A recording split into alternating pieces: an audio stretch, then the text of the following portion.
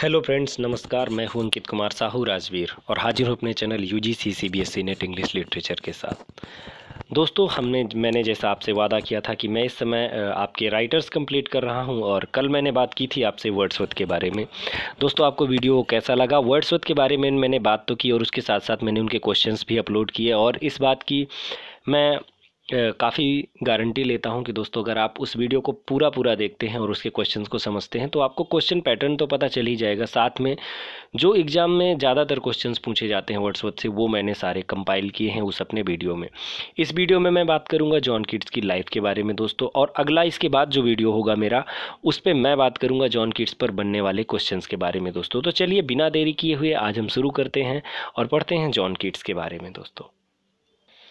नमस्कार दोस्तों, स्वागत है आपका कीट्स के इस महा एपिसोड में। दोस्तों, जब भी हम बात करते हैं कीट्स की तो ब्यूटी, निगेटिव कैपेबिलिटी और उनकी सेंसुअसनेस हमें हमेशा प्रभावित करती है दोस्तों। जॉन कीट्स की जो लाइफ रही तो एक्चुअली में वो काफ़ी पैथेटिक रही और उस पैथेटिक कंडीशन की वजह से कीट्स का जो कैरियर रहा वो जाने कहाँ मेडिकल में जाने वाला था। वो फिजिशियन की कहाँ प्रैक्टिस कर रहे थे, एपोथेकेरी की प्रैक्टिस कर रहे थे, लेकिन दोस्तों उनके कैरियर में एक ऐसा मोड़ आया कि उसमें उन्होंने एक्चुअली में अपने मेडिकल कैरियर का परित्याग कर दिया, छोड़ दिया। ही लेफ्ट एंड देन उन्होंने लिटरेचर को एक्सेप्ट किया और लिटरेचर के साथ वो डील करने लगे दोस्तों। हम जानते हैं कि आज जानेंगे एक ऐसे रोमांटिक पोएट के बारे में जो 1795 में पैदा हुआ और मात्र 26 ईयर में उसने दुनिया में अंतिम सांसें भी ली दोस्तों। जॉन कीट्स को वैसे ही नहीं कहा जाता कि ये शेक्सपियर थे रोमांटिक एज के। क्यों? क्योंकि जॉन कीट्स ने जो अपने वर्क लिखे उन वर्क्स में निगेटिव कैपेबिलिटी को बहुत ही ज़्यादा उन्होंने समाहित किया दोस्तों। बहुत ही ज़्यादा उन्होंने निगेटिव कैपेबिलिटी का यूज किया, सेंसुअसनेस का यूज किया और ब्यूटी के कॉन्सेप्ट को उन्होंने बहुत ही प्यार किया दोस्तों। अगर हम बात करते हैं कि अगर वो एक्चुअली में रोमांटिक एज के वो ऐसे पोएट है जो एकदम प्योर रहे, उनकी जो लाइफ रही, उनकी लाइफ ने उनको ऐसे सबक दिए कि हेक्टिक लाइफ ने उनके ऐसे सबक दे दिए उनको कि वो बिलीव करने लगे सुंदरता में, हेलेनिक व्यू में, ग्रीक आर्ट एंड ब्यूटी को वो प्यार करने लगे दोस्तों। इनका जन्म जैसे कि मैंने बताया दोस्तों 1795 में हुआ और 26 साल की मात्र उम्र में यानी कि 1821 में इन्होंने दुनिया को अलविदा कह दिया दोस्तों। हम इन फैक्ट्स को और अच्छे तरीके से अगर पढ़ना चाहते हैं तो देखिए, आते हैं मेरे इस वीडियो पर। लंदन 1795 में ये पैदा हो गए और 1821 रोम में इन्होंने अंतिम सांसें ली दोस्तों। लंदन अक्टूबर 29, ये एक ऐसा दिन रहा जो इंग्लिश इतिहास में काफ़ी बेहतरीन पन्ने लिख करके चला गया दोस्तों। इनके पिताजी एक स्टेबल ऑनर थे और इनकी जो पहली शिक्षा दीक्षा हुई वो इनफील्ड में हुई। एक लोकल स्कूल था इनफील्ड, जहाँ पर इनकी पहली शिक्षा दीक्षा हुई दोस्तों। दर्द से जो इनका वास्ता था, उस दर्द के वास्ता ने इनको जीने का एक नया सबक दिया था दोस्तों। 8 साल की मात्र उम्र में जब पिताजी का देहांत हो गया तो इनके ऊपर एक कितना बड़ा प्रभाव रहा होगा ये जानते भी नहीं रहे होंगे अच्छे से इस दुनिया को समझने की। 8 साल का बच्चा कितना समझ सकता है दोस्तों। और फिर उसके 6 साल बाद इनकी माताजी का देहांत जो ट्यूबरक्लोसिस से हुआ, और ट्यूबरक्लोसिस ऐसे ही नहीं, इनकी फैमिली बीमारी थी और ट्यूबरक्लोसिस ने इनके भाई की भी जान ले ली थी। इनका जो एक्चुअली में जो पोएटिक कैरियर रहा वो इस तरीके से शेप्ड हुआ कि इनका जो अफेक्शन था वो फैमिली के प्रति बहुत था। जब ये 15 ईयर के थे मात्र, तो मैंने जैसे आपको बताया कि सर्जन एपोथेकेरी की ये प्रैक्टिस में गए, लेकिन 4 ईयर तक इन्होंने जो है मेडिसिन की जो पढ़ाई करी गायज हॉस्पिटल लंदन से, और 1816 आते ही इन्होंने इस मेडिकल कैरियर को त्याग दिया इस साहित्य के प्रेम के प्रति दोस्तों। क्योंकि साहित्य ही वो जगह होती है जहाँ पर आप जीवन को देखते हैं, और जीवन को देखना है अगर तो साहित्य जरूर पढ़िए दोस्तों। 1817 में जब इनका पहला वॉल्यूम जो पब्लिश हुआ उसमें एक पोएम थी on first looking into Chapman's Homer दोस्तों। और उस चैपमैन होमर जो on first looking into Chapman's Homer, ये पहली इनकी पोएम थी जिसको इन्होंने लिखा और समझने की कोशिश की लिटरेचर के इस जीवन को।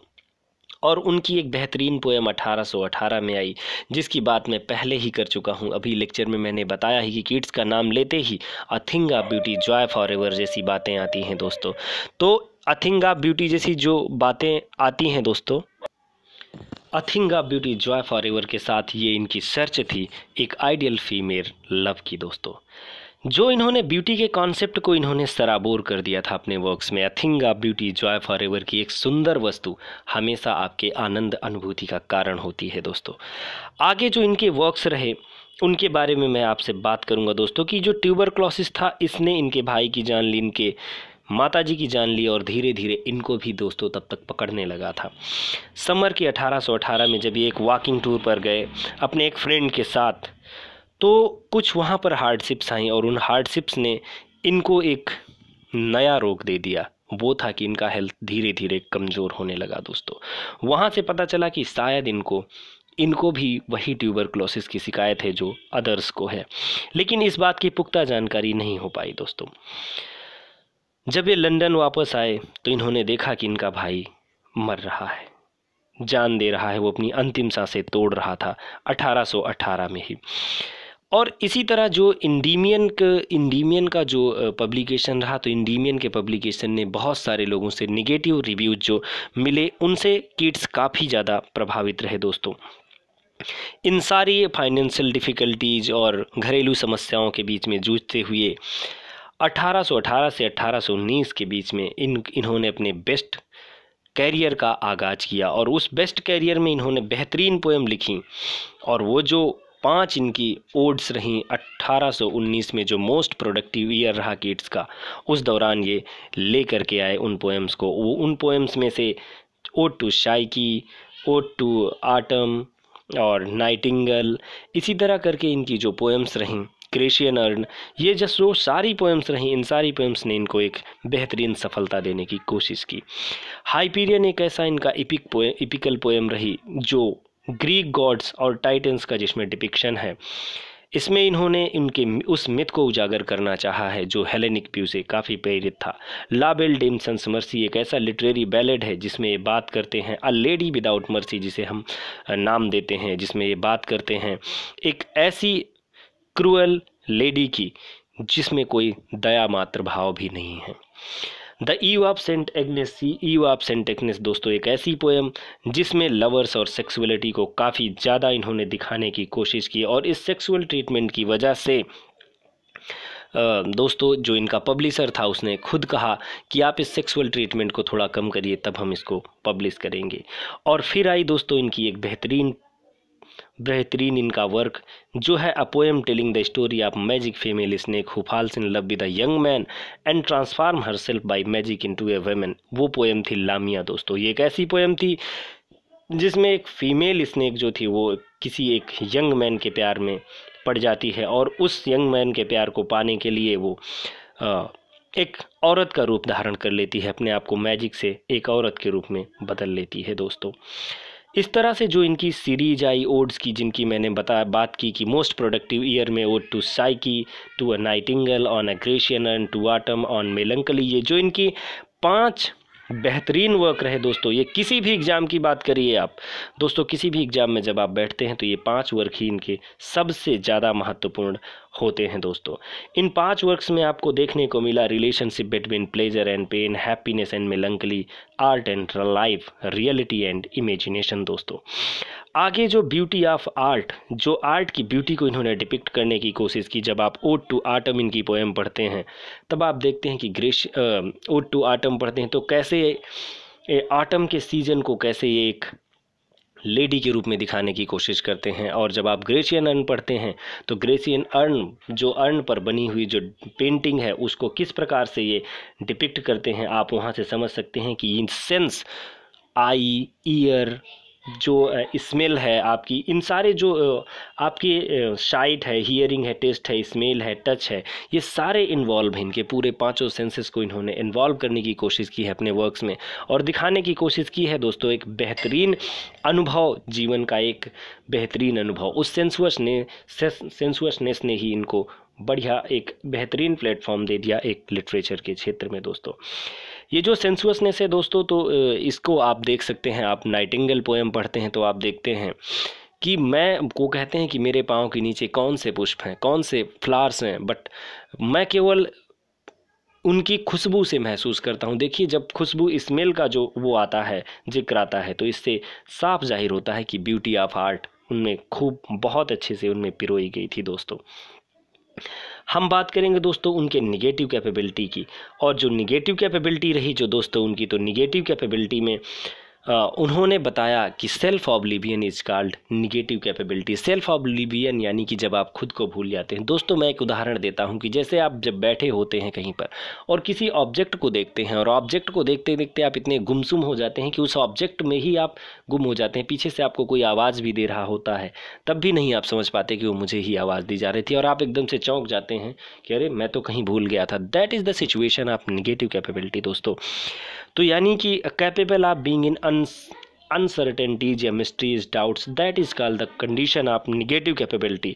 और इनका मानना था दोस्तों कि एक पोएट की एबिलिटी तभी है जब वो अपने ईगो को, अपने आप के जो ईगो है उसके अंदर, और अपने आप में जो उसके अपनापन का घमंड है, उस सारी चीज़ों को जब वो बाहर कर देता है, तो ये निगेटिव कैपेबिलिटी, यानी कि अपने आप को उस वर्क के हिसाब से, उस थिंग के हिसाब से, उस ऑब्जेक्ट के हिसाब से ढाल लेता है। और उनका कहना था कि ये निगेटिव कैपेबिलिटी जो है शेक्सपियर में बहुत ज़्यादा मात्रा में पाई गई, क्योंकि जब शेक्सपियर ने लिखा, वो चाहे मैकबेथ के बारे में लिखे हों, चाहे हैमलेट के बारे में लिखे हों, चाहे किंग लियर के बारे में लिखे हों, चाहे इयागो जैसे विलेन के बारे में लिखे हों, तो दोस्तों जब वो लिखते हैं तो वो भूल जाते हैं, वो उस विलेन कैरेक्टर के रूप में विलेनियस रोल निभाते हैं, और जब वो किसी हीरो के रूप में लिखते हैं तो हीरो का रोल निभाते हैं। That is the condition of negative capability दोस्तों। तो दोस्तों ये तो रहा मेरे साथ आपका सफ़र कि आपने एक जॉन कीट्स के बारे में एक थोड़ा सा जानने की कोशिश की, और मैंने आपको थोड़ा सा बताने की कोशिश की। दोस्तों जो अगला मेरा वीडियो आने वाला है उसको आप ज़रूर देखें, क्योंकि उसमें मैं बात करूंगा दोस्तों आपसे कौन से क्वेश्चंस आपके एग्ज़ाम में आने वाले हैं, और वो क्वेश्चंस मैं लगभग 20, 30, 40 जो भी होंगे बेहतरीन क्वेश्चंस होंगे, और इस बात की मैं उम्मीद करूंगा कि वो सारे एग्ज़ाम्स में, कोई भी लिटरेचर का एग्ज़ाम हो, उसमें काफ़ी आपकी हेल्प करेंगे दोस्तों। तो धन्यवाद आपका मेरे साथ जुड़े रहने के लिए। कमेंट करना ना भूलें दोस्तों, शेयर करना ना भूलें, और मुझे सपोर्ट करें दोस्तों। आपका कमेंट और आपके लाइक्स और आपकी शेयरिंग मेरे लिए बहुत महत्वपूर्ण होती है दोस्तों। धन्यवाद।